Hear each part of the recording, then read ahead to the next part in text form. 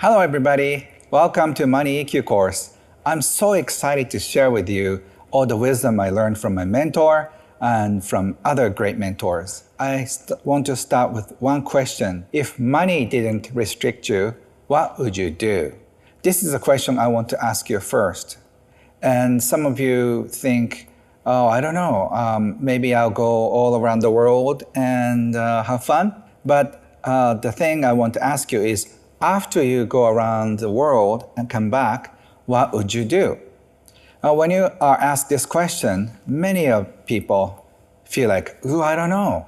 That is a big question. It's because a lot of us don't know what we're going to do if money doesn't restrict us. So this is a very deep question that you can think every day because we are so restricted with money. And a lot of people say to me, I want to be a millionaire. How can I do it? I want to be a millionaire and then I'll be happy. But I have interviewed so many millionaires in the past and I realized that it doesn't really matter how much money you make or you have, because even though you make millions of dollars, you could be still very unhappy. Whereas some people who are making less money, but still they can find happiness. So I realized that in order to be happy and have a great life, you don't have to have super millionaire, but you have to have some money. So with this Money EQ course, I want you to start over and think about new ways, deal with money, and come up with solutions to make your life more meaningful and also follow your heart. So I have been very fortunate with money. I've been very successful at a young age. That's why I could retire at the age 29. But one time, I had this awakening experience at the party. At the party, this Japanese woman approached me and she asked me if she could take a look at my wallet. So without any question, I handed over my wallet and asked her, as long as you give it back to me, you can do anything. And I was talking with somebody at the party. As I was looking at her, and she was pulling out of all my bills, and then she was checking something. And she was saying to herself, this is great, oh, this is great. And she put them all back and gave it back to me. And I got very curious. I asked her, what did you do with my wallet? And she said, Ken, all your money is good to go. And I asked her, why is it good? And she said, all your money is smiling. That means you must have done something great to make people happy and received money. And I thought, well, that's interesting. And she said, on the other hand, your money could be crying in your wallet if you're doing what you don't like, and also you're taking advantage of people and receive money.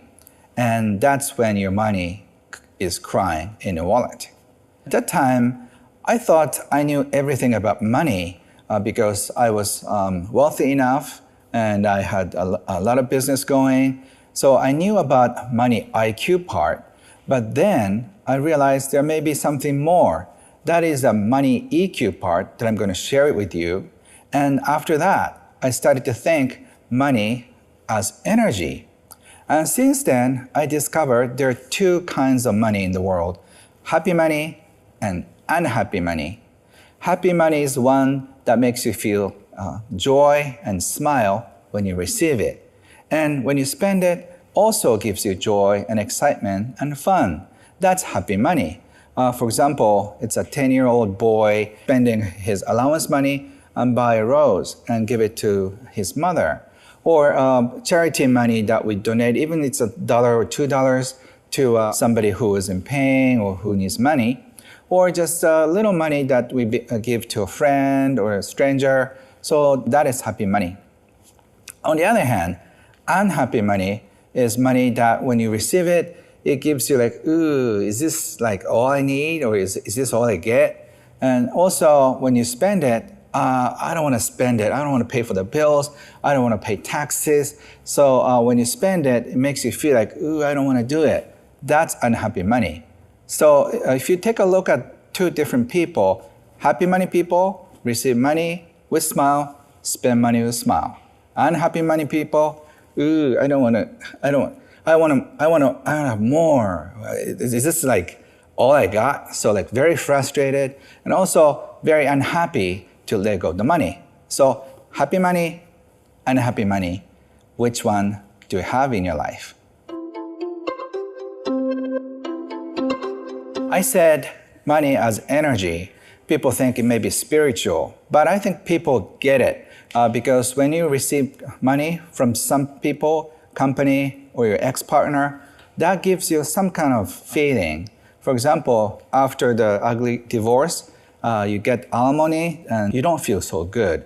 You feel frustrated, you feel angry after a few years of divorce. And also when you pay alimony, if you're not happy with the divorce, you are so upset every time you pay that alimony.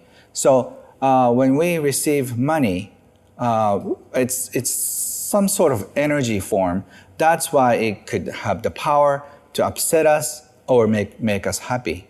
For example, if grandparents left you the money, after they passed away, you feel the love and the warm feeling from the money you receive. It's the same numbers in the bank, but you feel very different. That's why I say money as energy.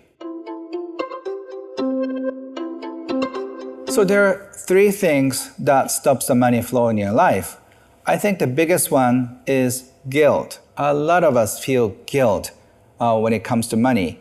We feel guilty when we make money. We feel guilty when we receive it. So if you have guilt, you have a hard time accepting money.